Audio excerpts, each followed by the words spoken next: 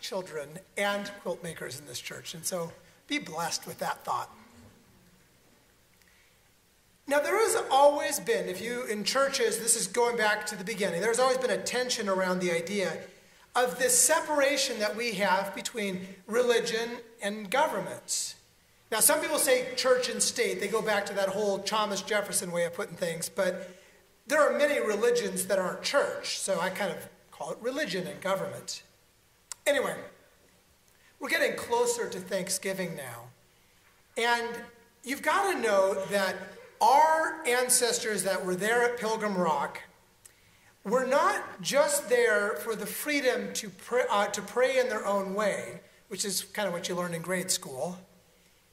They were also setting up a theocracy where everyone would have to pray in their way, the Congregationalist way. And it takes a little bit of the romance out of our church history, but let's call it what it is. Now, as the United States of America was born, some of the early leaders in the country were a little concerned that the ideas behind the Massachusetts theocracy, that model might become national law. Thus, the non-establishment clause in the Constitution that Congress can make no law respecting an establishment of religion, or, it's a big or prohibiting the free exercise thereof. Now, this is where the rubber hits the road. Do religious people, does church have the free exercise to address political issues of their day? Now, back in 1839, the slave ship La Amistad, it's been actually rebuilt by some congregations out in Connecticut, but they rebuilt this ship. It was a slave ship, and it was taken into custody off of the coast of New England by the United States Coast Guard. And it was drifting off of the coast because the Mende, the people that had been enslaved in Africa, revolted on that ship, and they took control of it. But they didn't have the skills of navigation, so they could not get that ship back to Africa where they wanted to go. They wanted to go home.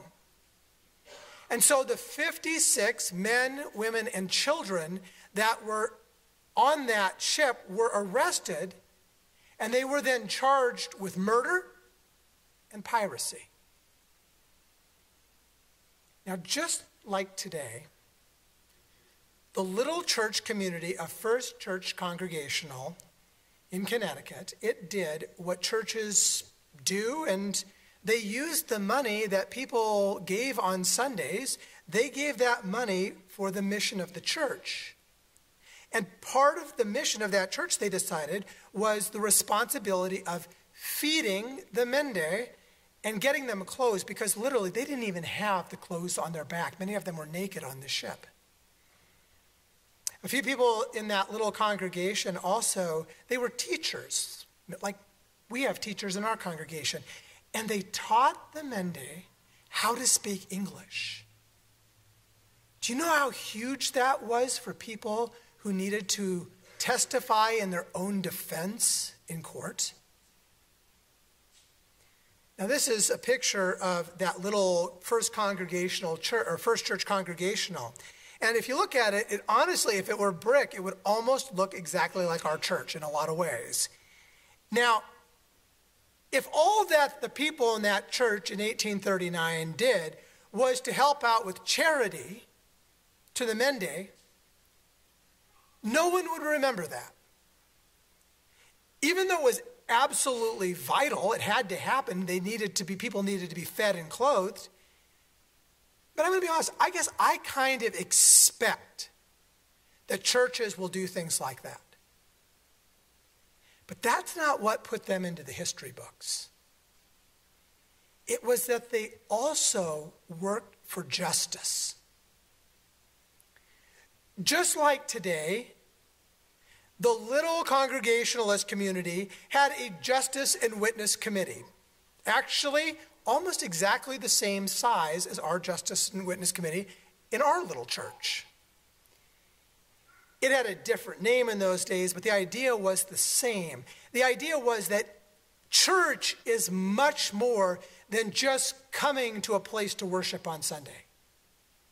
It's about making the world a better place. And the problem was that in those days, just like today, people have different thoughts and opinions about what church should be doing about that. When does the work for justice become too political? Because it can. What's the balance? Slavery was the huge issue of the day. Now, this was 20 years before the Civil War, but the issue of slavery had divided this nation since the very beginning. Millions of people in the land of the free were not free.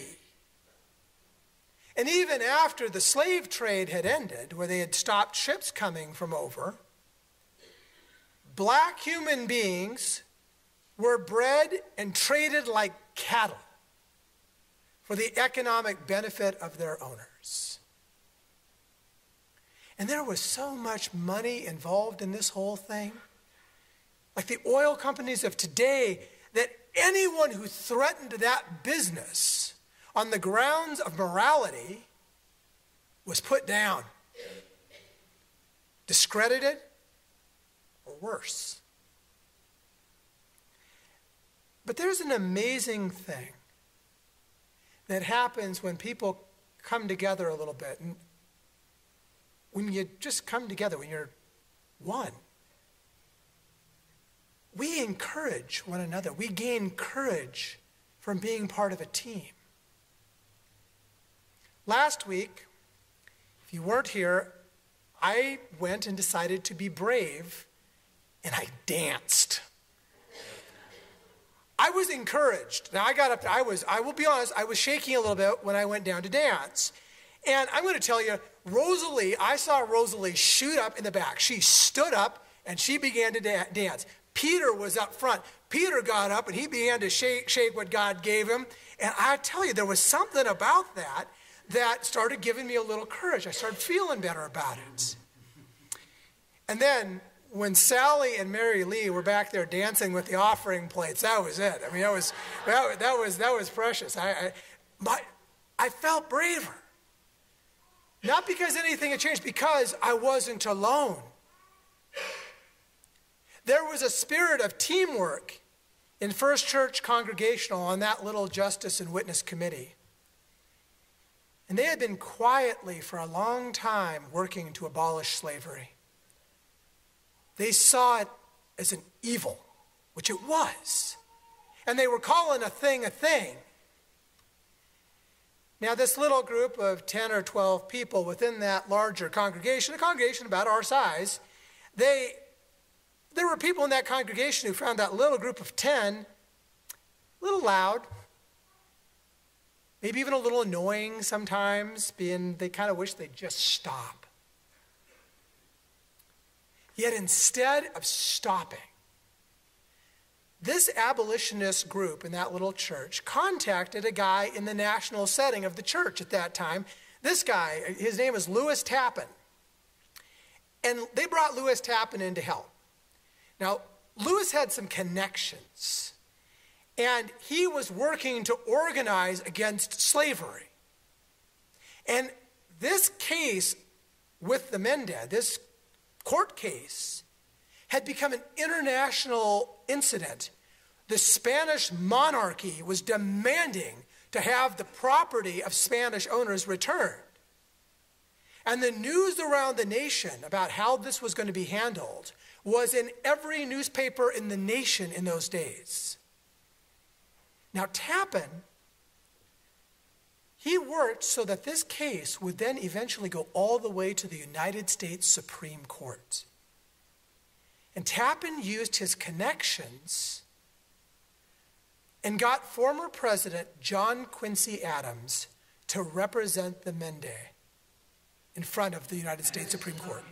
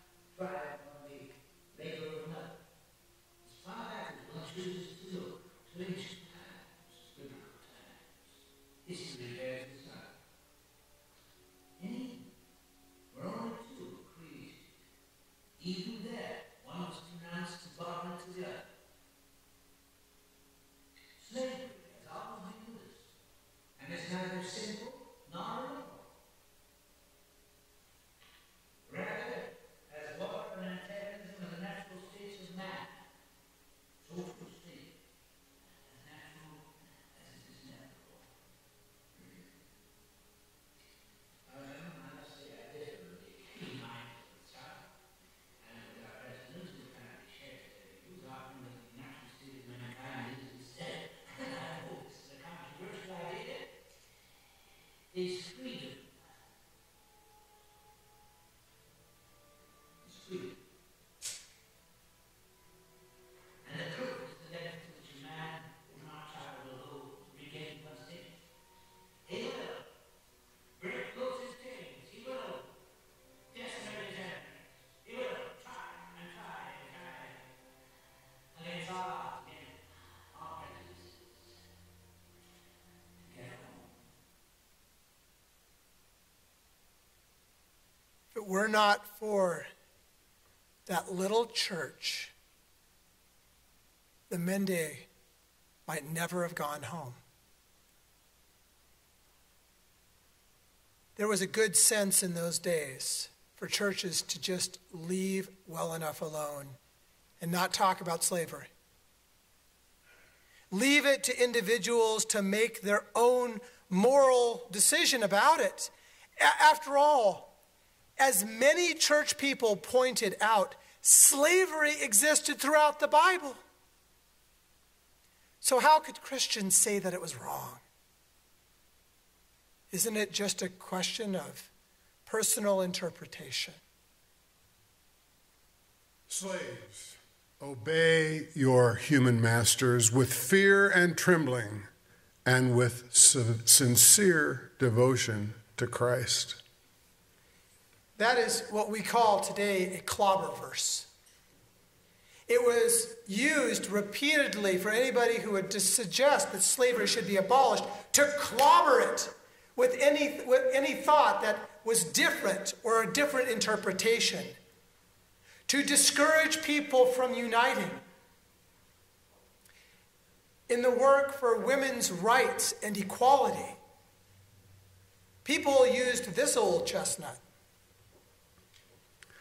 God isn't a God of disorder, but of peace. Like in all the churches of God's people, the women should be quiet during the meeting. They are not allowed to talk. Instead, they need to get under control, just as the law says. If they want to learn something, they should ask their husbands at home. It is disgraceful for a woman to talk during the meeting. So how's that one going to go around here? First service, I was looking over at Janet Weibland, one of our preachers, who is a woman in this congregation, and she said, "Oh, we should do that." Now, never mind the fact that the guy that wrote those very words worked for Priscilla. You know this? You remember this from our sermon series a few years ago? That Paul worked for Priscilla, who was a woman who preached in the churches. She was a bishop of the early church. Remember her from our series about church women a couple of years ago? That's real. If a man has sexual intercourse with a man as he would with a woman, the two of them have done something detestable. They must be executed. Their blood is on their hands. Never mind the fact that the law also orders that disrespectful children be stoned to death. Now, I'm telling you as a parent and as a former child, the world population would decrease a great deal. I would not have lived to see adulthood. Over and over again, when a person stands up for justice, somebody will try to clobber them. Or even better, and this I see, we try to neutralize someone who speaks out by pointing out that they're not being nice. I've heard people equate that being nice is the same as being a good Christian. But the truth of the matter is that Jesus was always loving and compassionate, but he wasn't always nice. A Pharisee invited him to share a meal with him. So Jesus went and took his place at the table. When the Pharisee saw that Jesus didn't ritually purify his hands by washing before the meal, he was astonished. The Lord said to him, "Now, you Pharisees clean the outside of the cup and platter, but your insides are stuffed with greed and wickedness, foolish people. Didn't the one who made the outside also make the inside? Therefore, give to those in need from the core of who you are, and you will be clean all over." How terrible for you Pharisees! You give a tenth of your mint, rue, and garden herbs of all kinds, while neglecting justice and love for God. These you ought to have done without neglecting the others. How terrible for you Pharisees! You love the most prominent seats in the synagogues and respectful greetings in the marketplaces. How terrible for you! You are like unmarked graves, and people walk on them without recognizing it. One of the legal experts responded, "Teacher, when you say these things, you are insulting us too." Jesus said, "How terrible for you legal experts too. You load people down with impossible burdens, and you refuse to lift a single finger to help them." The people of First Congregational Church were nice to the Mende. They fed and clothed them with the money from their offerings. They helped them to learn English. And even after the court trial was over, the Mende actually lived in the church building for a while. They were nice. It was kind. But the only reason that we remember them today is because they also stood up for justice. They got a little loud. They did something that not everybody was behind. In the holy name and way of Jesus, they spoke up. Now, Colonial Church is a nice group of people. I work hard at being nice. And there are those moments that we also stand up for justice. We get a little loud sometimes. We step out a little in the name of love. That we freely we freely exercise our religious right and our duty to come together and to encourage one another in the face of hate and injustice that would take the freedom of others. This is in our collective DNA. This is part of who we are. And we are making a difference. In this year alone, we have come to get together and we have stood up for women's equality. We have called for the fair treatment of refugees and immigrants in our community and in our state. We have a group preparing for solar panels as we witness for eco-justice.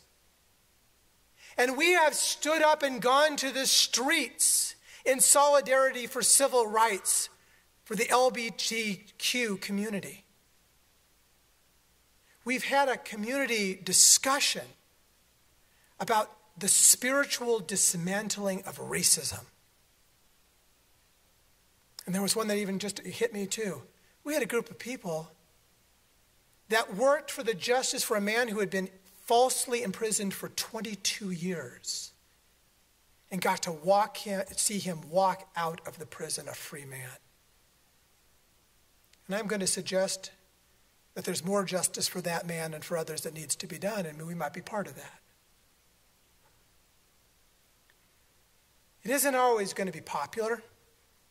Justice never is. And there are powers working against it, for sure. But being church must have justice, a concern for the freedom of all at its core. And that is the way that we will continue to make a difference. It's the way we continue to be church. Amen. Just like our